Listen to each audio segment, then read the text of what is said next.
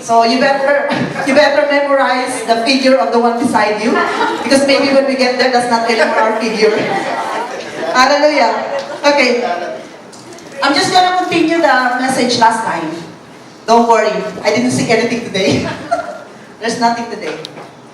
Praise God. Oh, no, not there's nothing. There's many things, but there's no, there's no crying today.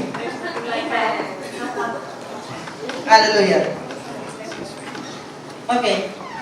Contentment, we go back to this, but the Lord has given more revelation on this. Hallelujah.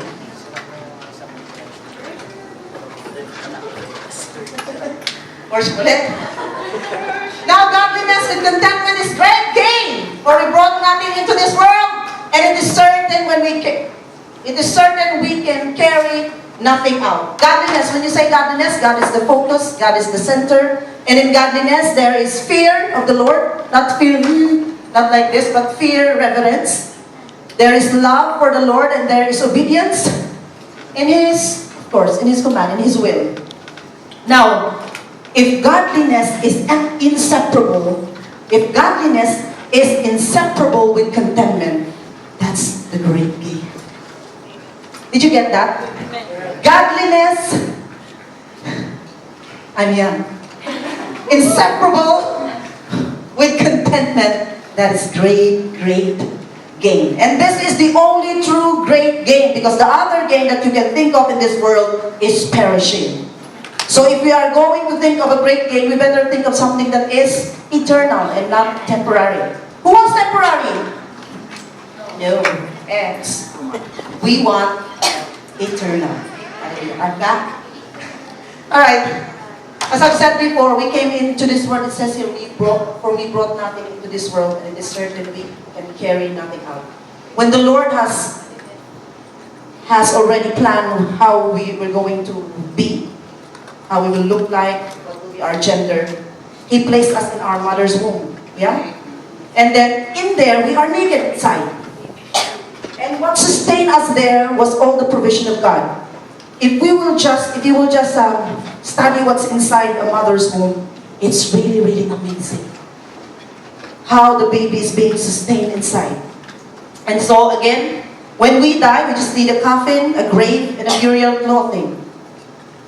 Even if you're very rich, that's all you can bring down to the grave.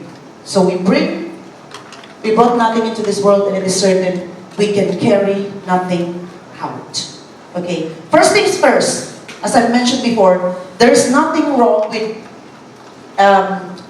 dreaming of becoming rich, rich. That's the only thing that people want nowadays, right? There's no problem with that, to desire for a better life. And each one of us has a different definition of what better life is. I mean, maybe for Jana, having 10 limousine is better life, but maybe not for me. Maybe for me, having a farm is a better life. So yes, Hacienda. Doña Lorena Cagawin. So, pwede, di ba? So, we have a different definition of what better life is. So, there is no problem with that. The only danger is when we do not know, first, the purpose of our life, English. When we do not know the purpose of our life and the purpose why we are being blessed. Why the Lord would allow us to be rich. The truth of the matter is, it's not for us to be greedy about it. It's not just for us. We are being blessed to be a blessing to others. Be established that this is, understand, believe, and be established in our minds that this is the promise of the Lord. I took NKJV and NIV.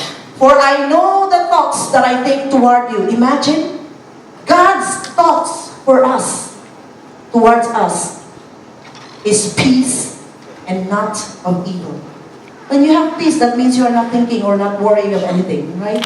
And to give you a future and a hope And in NIV, for I know the plans. He's got plans for all of us. And that is, I have for you, declares the Lord, plans to prosper you and not to harm you. Plans to give you hope and a future. So we are already establishing that. So anything that is opposite prosper, anything that is harm, that is not coming from the Lord. Because it's very clear that this is His plan for us. Did you get it? Okay. To better see what contentment is, let's discuss what would try to steal contentment from us. Sometimes you have to deal face to face with your enemies. We are not putting them high, but you know, when you are in a warfare, you have to know who your enemy is. And also from understanding this enemy, you will also see the beauty of contentment. Why they are trying very hard to destroy contentment in our lives. Okay? And that is, of course, I just added DIS, discontentment. Very easy, okay? Okay, class? And discontentment is a spiritual disadvantage. Okay, we are going this time, we're going to see a story. Last time we discussed about Paul, but I'm going to discuss it again later on. But first, let's discuss this very, very detailed story about the Israelites when what's that? The Israelites after they were freed from Egypt, from the slavery in Egypt. So this is the story. Please read.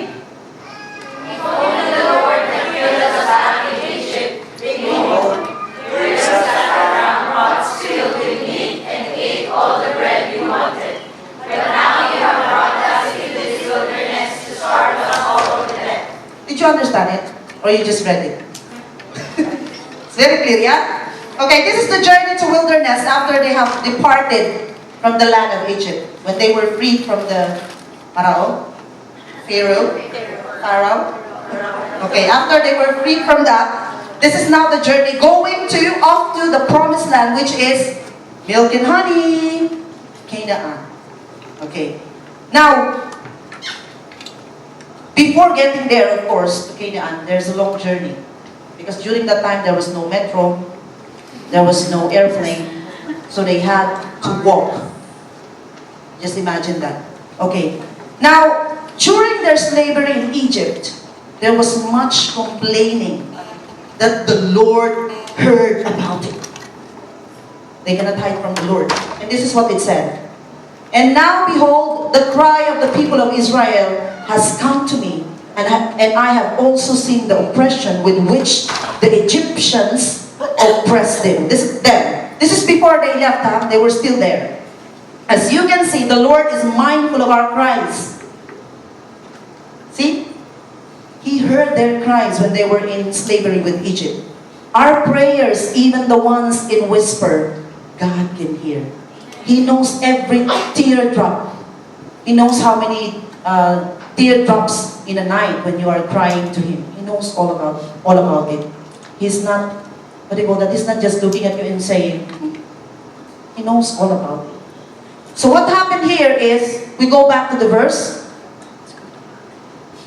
Imagine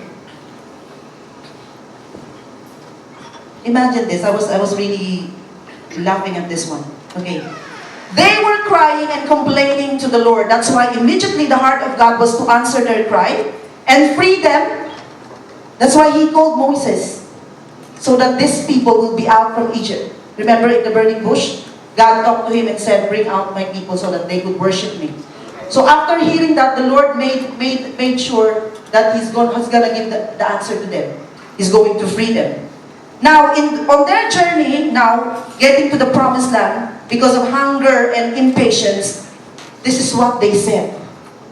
They moaned and said, if only the Lord had killed us back in Egypt. They moaned. There we sat around pots filled with meat and ate all the bread we wanted. They cried to the Lord. They were complaining to the Lord. And when they were already out, all of a sudden, they saw something to appreciate back in Egypt. Are you seeing what we are trying to point out here? The first The first reason why the Lord helped them is because they cried, they were complaining. And then all of a sudden, they appreciate Egypt. The attitude, does it sound familiar to you? There are times we wanted to be out of a place because we feel it's boring, there's nothing happening.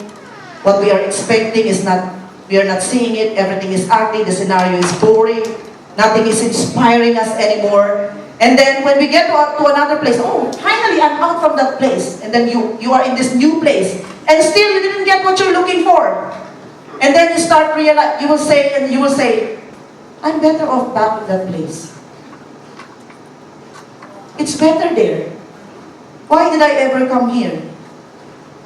Do you see that attitude? We have a tendency to be full of ourselves.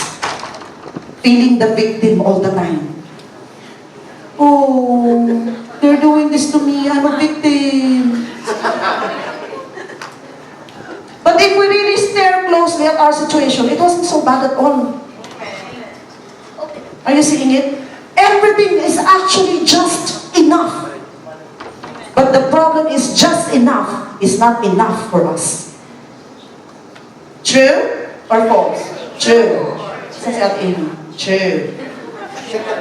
Just because of a little discomfort, it erases everything else that are actually a blessing in that place. And sometimes we are forgetting that there are other people who's having worse situation than ours. Reality check. What really happened?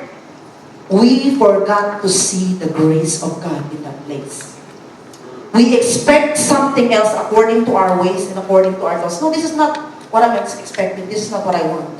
I want something else.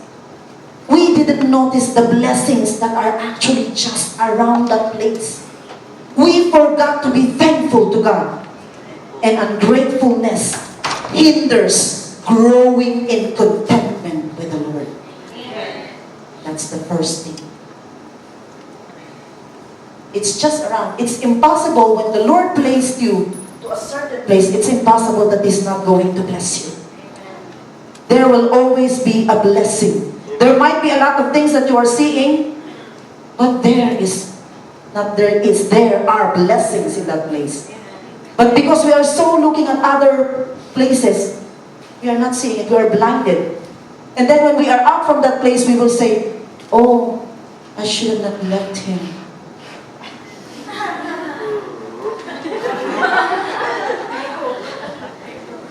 He's the better man for me.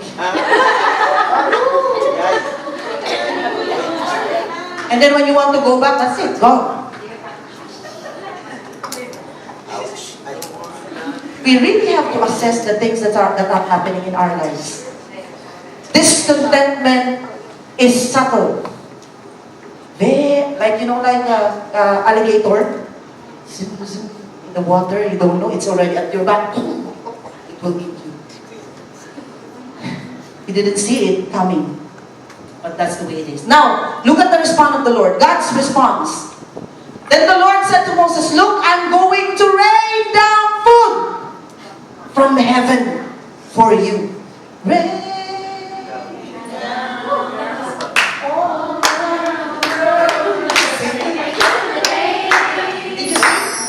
Immediately the Lord has an answer, and the answer is rain down. Abundance. In our past lives, He's been helping us all throughout from the very beginning, but we didn't notice it. Even we didn't have a relationship with Him yet, He's the one helping us all the time. So how much more that we have accepted the Lord? Do you think the Lord is not helping you at all? Do you think the Lord is not mindful of what we want or what we desire? He is so mindful. Because we have a relationship with Him. We have a covenant with Him. The Lord will never ever withhold anything from us. And He will give answers in abundance. He will not give you 10%. Rain down. Can you measure raindrops? And yeah, big drops. Case-to-case basis. Okay, but when the Lord blesses us, when the Lord wants to bless us, Here's the hidden message. There will always be instruction.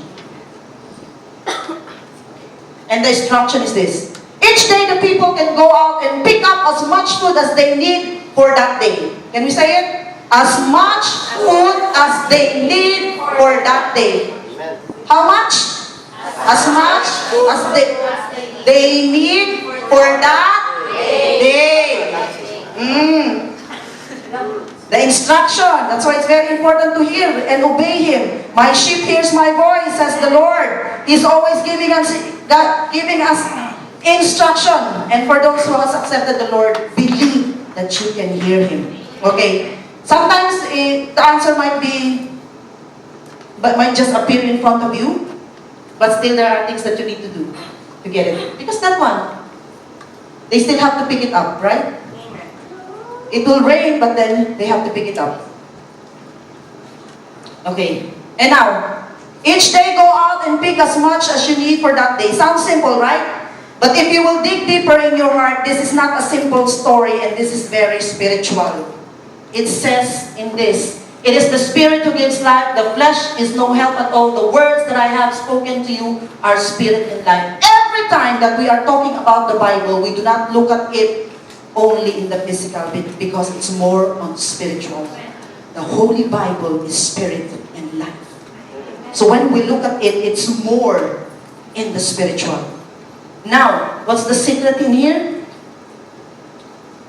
This is the secret to be content. Each day, do not look for more than what you need. Each day, do not look for more than what you need, because that's where the failure comes in. That's where the disappointment and the sadness and the heaviness come in. And it will cause you to be trapped in debts and in going to wrong ways. We better get this. Take as much as you need for a day. Two things that the Lord doesn't want. Here's something that the Lord has really impressed in my heart that's very, very strong that He wants to tell us. Two things that the Lord doesn't want to happen to His blessings. First, that it would go to waste. Second, that we will overlook the value of it because it's always there anyway. What is the Lord saying? Give reverence to what I am entrusting to you. Even though it's overflowing and you think it's just there, give reverence to it, because it's not coming from just any person. It's coming from your God. That's why everything that we receive, even your salary, give reverence to it. Even the dress that is being given to you, give reverence to it. In everything that we are increasing in, give reverence to it, because it's coming from the Lord. The Lord desires for us to overflow in blessing, but He is looking if we are valuing everything that He is giving to us. Two things. That's why sometimes we are wondering why we are not having this and that, because the Lord sees that we are not respecting what He's giving us. It's just wasted. He would want us to use it to bless others. That's why He wants us to be good stewards of everything He gives us. Do we get that?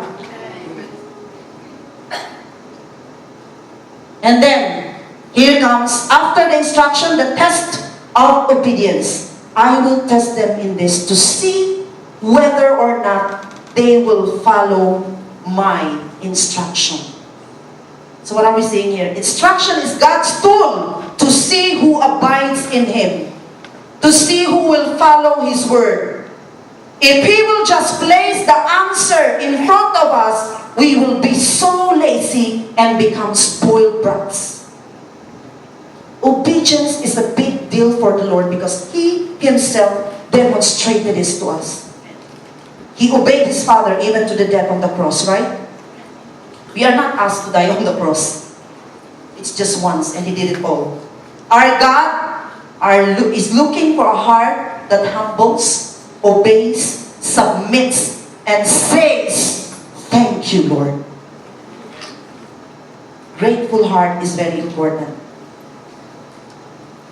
If you are faithful in little things, you will be faithful in large ones. But if you are dishonest in little things, you won't be honest with greater responsibility.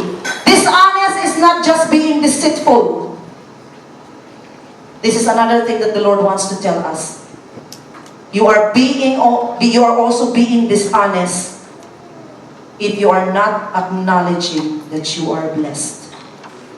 If you are denying the blessings present around you, that is lying, because you know that there is a blessing around you. Amen. Saying I don't have enough is hurting the Lord. I was rebuked with this. Saying I don't have enough is hurting the Lord, because it's like saying He is not enough, when we know the source of everything is in us. Now here's another instruction. On the 6th day, they will gather food, and when they prepare it, there will be twice as much as usual. The Lord gives specific instructions. That's why when we pray, also specific. Right? Okay. On the 6th day, they will gather food, and when they prepare it, there will be twice as much as usual. Now, here's God's demonstration of what He has declared. Then the Lord said to Moses, I have heard the Israelites' complaints. Now tell them, in the evening you will have meat to eat, and in the morning you will have all the bread you want. Then you will know that I am the Lord your God. That evening, again, vast numbers of quail flew in and covered the camp. And the next morning, the area around the camp was wet with dew. Manifestation of His word. When the dew evaporated, a flaky substance as fine as frost blanketed the ground. The Israelites were puzzled when they saw it. What is it? They asked each other. They had no idea what it was. And Moses told them, it is the food the Lord has given you to eat. These are the Lord's instructions. Each household should gather as much as it needs. Pick up 2 quarts for each person in your tent. Now, His grace is sufficient. So the people of Israel did as they were told. Some gathered a lot, some only a little. But when they measured it out, everyone had just enough. Those who gathered a lot had nothing left over, and those who gathered only a little had enough. Each family had just what it needed. If you will see, some gathered a lot, some only a little. Because I was looking at this, I said, okay, if I am one of them, what am I gonna do? Because the Lord said, take as much as you need, right? So what I'm going to do is estimation according to the members of my family. Okay, we are 1 dozen in the family. I'll consider that, the number of the member. And I will also consider how much each could eat. Jana could eat this much. Right? This is how we are with our family. When we try to take food, we know how much is the capacity of each one when they eat. So imagine, that's why there are some who took a lot and there are some who took a little. Maybe the family is only few people. Maybe three, the members is 3 only. But then it says here, the one who gathered so much, a lot, nothing was left over. And the one who gathered a little, had just enough. Everyone had what they needed. So the Lord is showing them how it is to be content and appreciate what enough is. Actually, the big word here is enough. Appreciate enough. Yung enough lang, wag yung sobra. Because sometimes we don't really need it. Amen. Now, here comes the wages of disobedience. Then Moses told them, do not keep any of it until morning. But some of them didn't listen and kept some of it until morning. We have this attitude, keep. But by then it was full of maggots. I like this, maggots.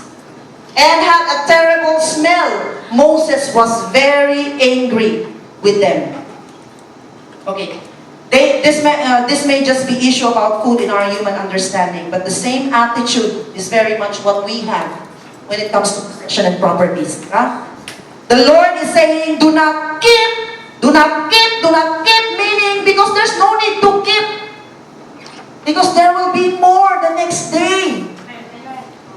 When you are being told, do not keep, do not keep. It's like you're not trusting the Lord. When He says, do not keep, because tomorrow I'll give you more. Trust me in this. Trust me. Hoarding. Agoy. To accumulate for preservation, exaggeration on our purchases, 5,000 salary, 10,000 spending. Agoy. True? False? Now, the reason why we want to have more than what's needed is because one, we are worried about tomorrow. We are greedy. We want to show off. We have bondage and addiction on those things that we are hoarding. Right? Amen.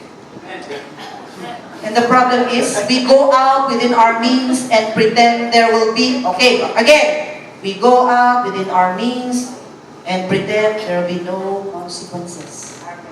Amen. Or we have that attitude, we'll just deal with it. We'll just deal with the consequence when we get there. And when we are there, we start looking for somebody to blame. But the reality, it is all our doing. Are you seeing why we are not content? So don't worry about these things.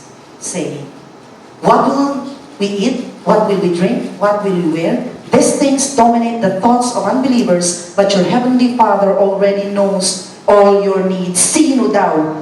Who has these thoughts? Who? Unbelievers, or shall we say, pagans. Those who do not have God. Those who don't know God. So that means if we are worried about what to eat, what to drink, and what to wear, we are unbelievers.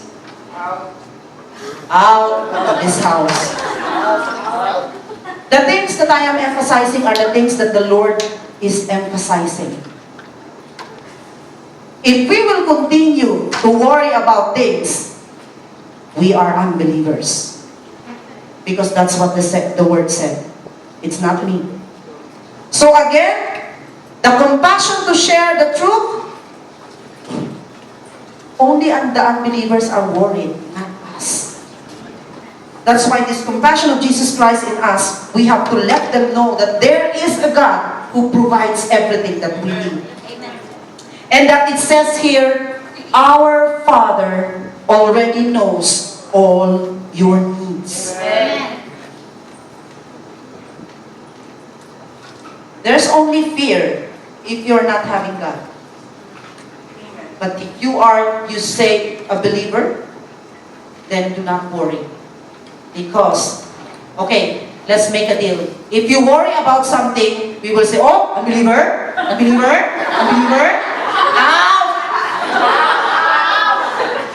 Let's do that, so that we will be reminded, okay? Because that's the word said. Well, that's what the word says.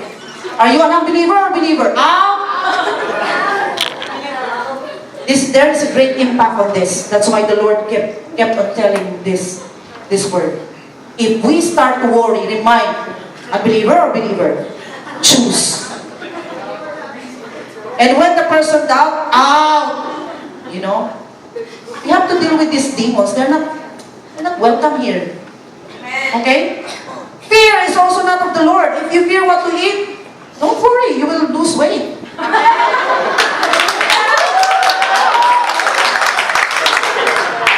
Again. Win-win. There is no problem at all. You're just the one putting problem in yourself. Do not store up for yourselves treasure on earth, where moth and rust destroy and where the thieves break in and steal. But store up for yourselves treasures in heaven where not... Okay, read.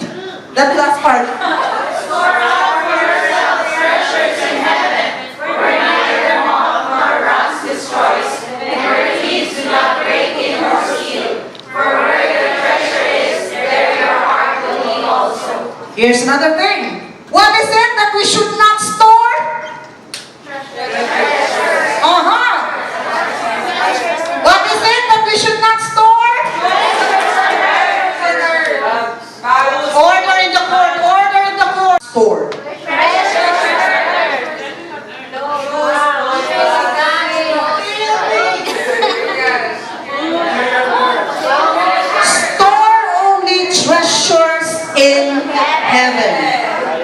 What did the Lord say? Let your kingdom come. Let your will be done on earth as it is in heaven. And what's happening in heaven? Worship. What are we going to store? Worship. And where are you on Fridays? Really?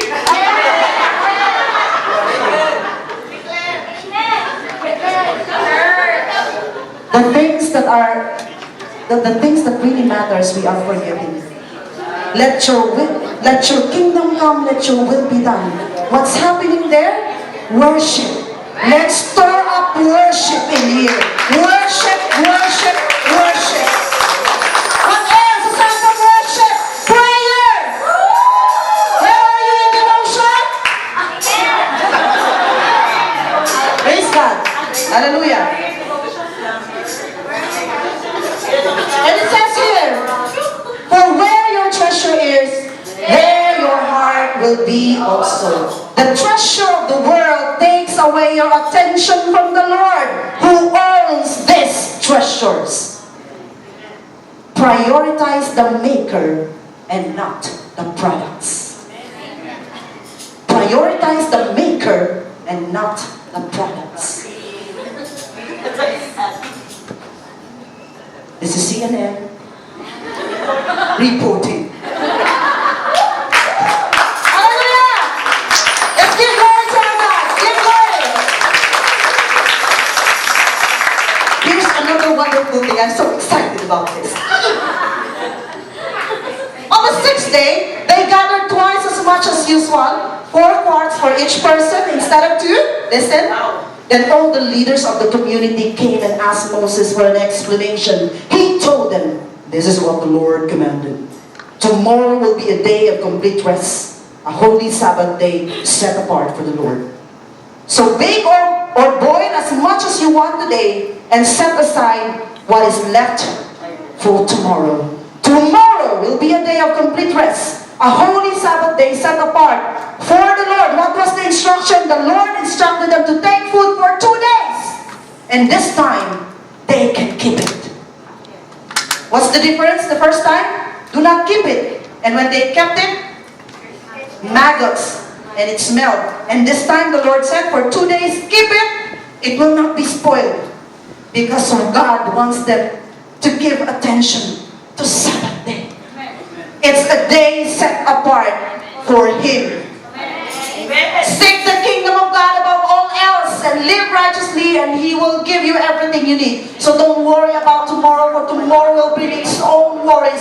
Today, trouble is enough for today. The Lord wants them to seek Him, and seeking can only be done perfectly when you're not busy. When you're not busy with the cares of the world. Again, seeking.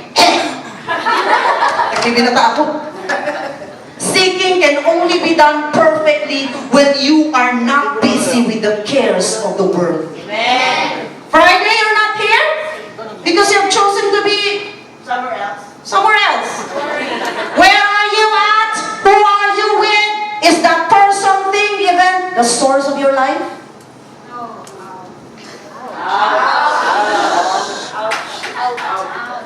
Friday, you're not here because you've chosen to be somewhere else.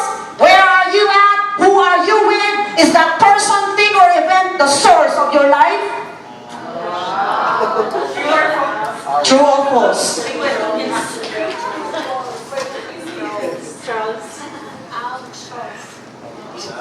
One step at a time. The things we face for this very day is enough. Why do we have to add what's for tomorrow when we haven't settled what's for this moment? Who's giving really problem to ourselves? Us.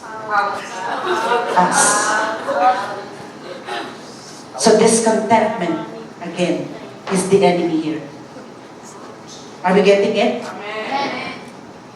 He who loves money will not be satisfied with money, nor he who loves wealth with his income. This is also vanity. Loud and clear, we can never be satisfied by anything in this world. Who will satisfy us? God. Jesus Christ, Holy Spirit, God the Father. Again, he who loves money will not be satisfied with money, nor he who loves wealth with his income. This is also money. Now we go back to Philippians. We go back to Paul. Yeah. Okay. Here's a New Testament model of contentment. Model. Sorry. I don't know the language. Okay. A New Testament model of contentment. Okay. Who for us is qualified to speak about contentment? Someone who's been traveling around the world? The richest person, or Paul, who's in jail and needs support from brethren? Grabe. When I was reading the whole story about how Paul was imprisoned in I didn't finish it all, but I was looking at his life. Amazing how the Lord molded him and how the Lord strengthened him. Really. He's really, before I wasn't so, what do you call that? I wasn't so busy reading about Paul. But when I read about him, I was so impressed by how God works in his life. Now, this is a letter to the Philippians. Actually, this was a thank you note. He was appreciating the brethren's support. For a long time, he hasn't received anything from them because for many reasons. He's been moving around and he's going to jail. He's been beaten up. So probably the reason was they don't know where he is because there was no telephone and iPhone 5 or 7 or 8 during the time. So probably they don't know. They don't have anybody to send messenger, or they really don't have money that time. So for a long time they weren't able to support Paul. And so during that time when he was able to receive something from them, he was so thankful. And he not only did he say thank you to this letter, but he also took the opportunity to share what he has learned during those times that he didn't receive any support. It's not that they don't want to support him, but the situation was, you know how it is, no? In different places, and communication was very difficult. So, it says here, not that I speak from want, for I have learned to be content in whatever I first. But I rejoice in the Lord greatly that now at last you have revived your concern for me. Indeed, you were concerned before, but you lacked opportunity. Did you see that? Okay? And then here, not that I speak from want, for I have learned to be content in whatever circumstances I am. Okay, Paul was not being proud here. Okay? He's not saying, I don't need any help. You know, it's not like that. But he is pointing out that during those times, he was in total dependence to God. See? Did you see that box? Okay. He is a minister who has needs and many times hindered to do things because he's in prison. So there are a lot of things that he wasn't able to do. A real minister's need is no longer for himself, but for the works of the Lord. Actually, Paul would want to have that help, but not for himself. Still for the work of the Lord, for other people. He's been beaten in prison. That's a clear condition of someone who would need support. So it's not that he doesn't need support. He really needs support. But he has learned through experience. He had come to the point of deeper understanding. Okay? Contentment isn't automatic. It's not natural. It is to be pursued, studied, and learned. Not in ways of the world, but through the Word of God. Because the world, the flesh, and the devil have a great commission of their own. That is to stir up discontentment in our hearts and tempt us away from the gospel. I was asked long time ago, and this has really ministered to me. Ate, how would you know if something is coming from the Lord or not? Because sometimes we don't know how to use our discernment yet. We have the discernment from the Holy Spirit. It's active, but we have to practice it. Practice makes it perfect. And sometimes if we are not able to use it, here's one thing to start with. If a thing, a person, or an event is gonna bring you away from the Lord, then you know it's not coming from the Lord. If that person is taking you away from the Lord on a Friday, who do you think is using that person? Unless it's emergency, he's dying. But if you are favoring a person when you are supposed to be ministering to the Lord, there's a great question. Who is your God? We are not helping that person who invited us if we go with him, because he is being used. He is the victim. If you say no to him, you gave him a favor, because the enemy is defeated in his life. So who sinned? Who made the mistake? You went with that person. You said yes to the enemy. Okay, let's balance things. There are sometimes emergencies that you really have to go. You know how to balance it. You know very well, with that spirit that is living in us, you know what is right and what is wrong. You know who you have chosen for that day, if it's God or the world or that person. Did you get it? Amen. I can do all things through Him who strengthens me. And that Him who is strengthening us is also very, very active in reminding us what is right and what is wrong. In order for us to share something with much conviction, we can share something that we don't have. So Paul has experienced both having things in abundance and nothing at all. He was strengthened spiritually on both situations, when he doesn't have anything at all and when he has it in abundance. He was trained by the Lord. Okay, it wasn't his own ability, but Christ was his portion. Christ was his portion and his enabling power. Amen. Sometimes the Lord would allow us to be put in a situation where no person or thing can help us, but only Him. If you see that situation, you know well that the Lord is longing for you to come to Him. That's why sometimes we are saying, where are my friends? Whenever they need something, they are near me. But when I need something, they are gone. It's time, wake up call. It's time to come to the Lord, because the real friend, the real person who will love you is only God. Even your family sometimes would betray you. But God will not ever, ever do that. Praise God. Amen. 2 minutes. Can I extend 5 minutes po? Ano na lang naman eh, few slides. Okay, it says here, I have never coveted anyone's silver or gold or fine clothes. You know that these hands of mine have worked to supply my own needs and even the needs of those who were with me. Imagine this. Paul doesn't rely on the thought. Listen to this. Paul doesn't just rely on the thought that people ought to support him because he is a minister. But he himself is working to provide for his needs and others. Setting a good example to all. Amen.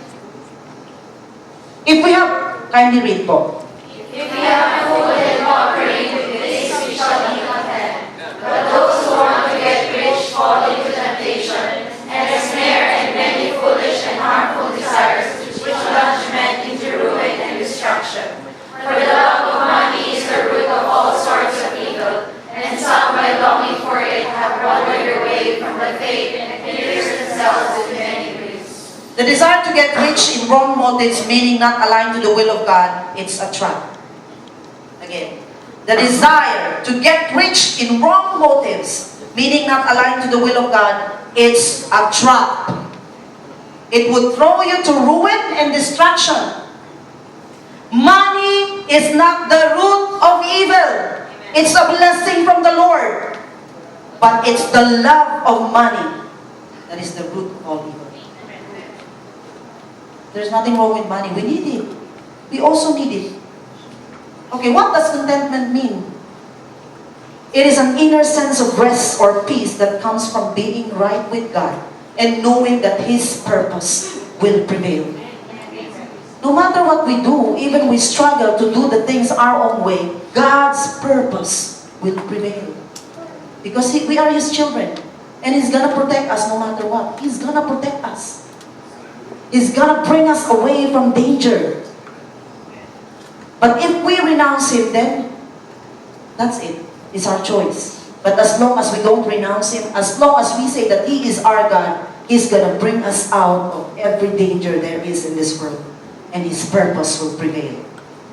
It means having our focus on the kingdom of God and serving Him, not on the love of money and things. If God grants us material comforts, we can thankfully enjoy them, knowing that it all comes from His loving hand. Lastly, but also we seek to use it for His purpose by being generous. If riches that does not manifest, our joy remains steady because we are fixed on Him. Okay, 5 minutes. How do we acquire contentment? Do we want to know? When you say acquire, learn, or develop. Okay, 3 things that the Lord has given us. Submit to the Lord, the Sovereign One. Serve the Lord who is our Savior.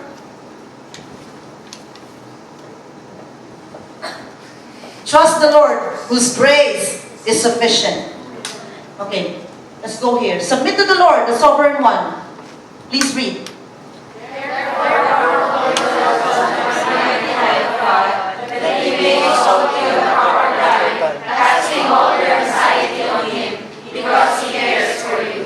Submit to the Lord, the Sovereign One. To be able to submit, we should first humble ourselves.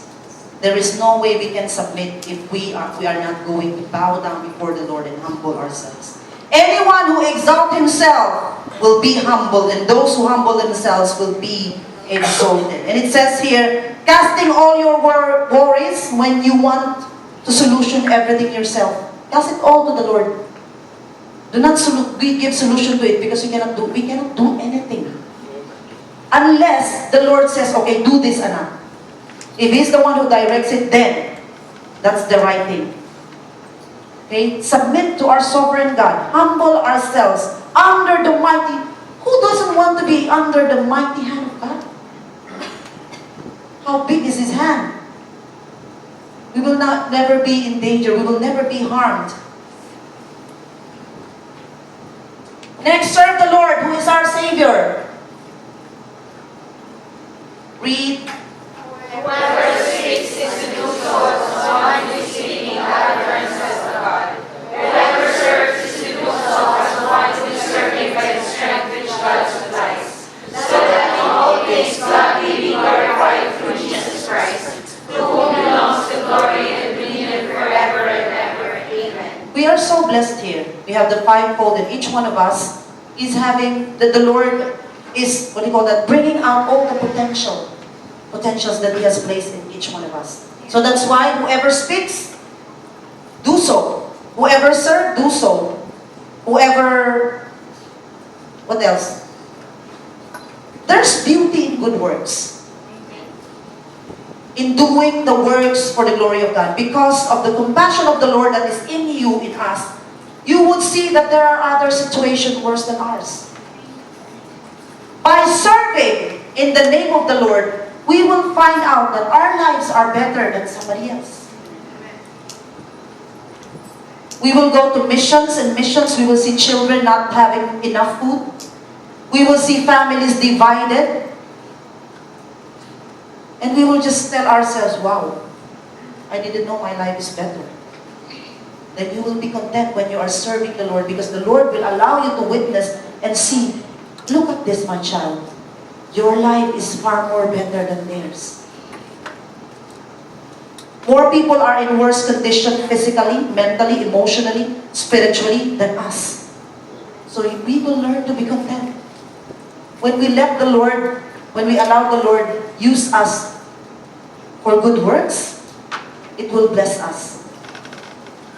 It is also a way of learning content, being content. And lastly, trust the Lord whose grace is sufficient. Please read. God is able to make all grace abound toward you, that you always having all sufficiency in all things, may have an abundance for every good work. Hallelujah. See? The grace of the Lord is sufficient. Why not be content? God is able to make, you see, I've Underline all. God is able to make all grace abound toward you, that you always, ibig sabihin, uninterruptedly, always having all sufficiency in all things. Did you see that? Who will not be content with this promise? God is able to make all grace abound toward you, that you always having all sufficiency in all things may have an abundance for every good work. Who's not abundant here? We are all rich in here. This is the real treasure. This is the real wealth. Lastly, this is the last. But by the grace of God, I am what I am, and His grace toward me did not prove vain. But I labored even more than all of them, yet not I, but the grace of God with me. Amen. This is the other side of the coin of grace. Did you get it? The other side, one side is unearned, undeserved, unmerited favor, and the other side of the coin is the enabling power. If we feel that we are not contented right now, that power in us will make us content. This has impacted me so much. God, who is working in us, is the one giving us the desire and the power to do what pleases Him. And being content pleases Him. Is it impossible to be content? Where is the battle again? First things first, when you go home, look at around you and see the things that we should be grateful for. Then we will not ever leave that place, because we will say, this is grace. This is enough. Enough for a day, because tomorrow my God will give me more. And if we start looking for more than what we already have, question, what's the intention? Why you want more? Is it to help others? Is it to be a blessing to others? Then the Lord will say, check, go for it. Amen. But if we just want it just for ourselves, just to be greedy, then there's a great trouble that's coming our way. Did we understand contentment?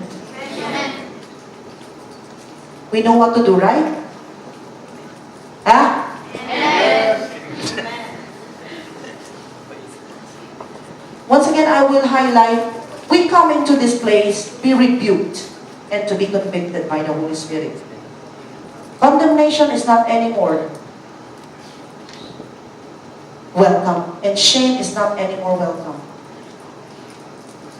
And do not think that because I am the one speaking, it means I have perfected it. No, I was the first one rebuked and taught by the Lord.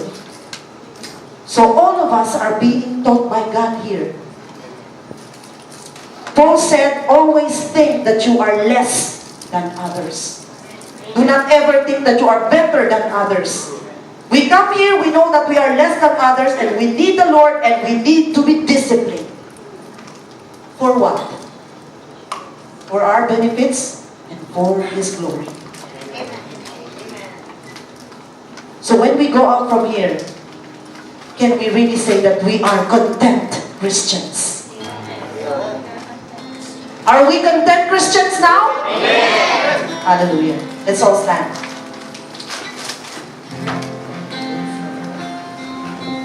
Lord, we praise you. Thank you for the word that you have uttered today, O God. Thank you for correcting us once again. Thank you, Lord, for we know that everything we have received today